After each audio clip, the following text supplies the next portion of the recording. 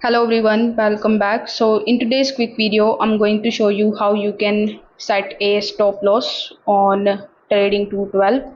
So first of all, you need to simply launch your Trading 212 application, then log in into your account if you haven't already.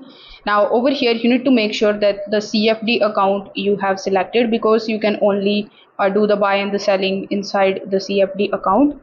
So over here from the home page, you need to select simply that particular asset or that particular stock in which you want to do the buying and the selling. So for example, let's say I've selected gold, and here in gold, let's say I want to do selling. So I'm just going to tap on the option of sell. Over here, you need to first of all provide the sell limit, and here let's say I've entered the sell limit, which is 4025. Afterwards, you will be shown the option of stop loss.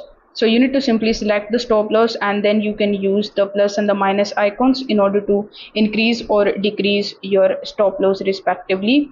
You can also tap on this particular pricing, and here you can simply just enter your own stop loss. So let's say the pricing at which you want to sell gold is 4025, and here my stop loss would be 4030. So now that you have done it, you need to simply tap on the option of place sell order, and this way you will be able to basically set the stop loss.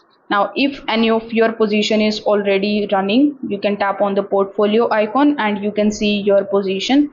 Now over here too, you can select the stop loss option, and then you can basically enter your own price and confirm the selling. So this way you will be able to set the stop loss. If this video helped you understand this, make sure that you like this video and subscribe to the channel.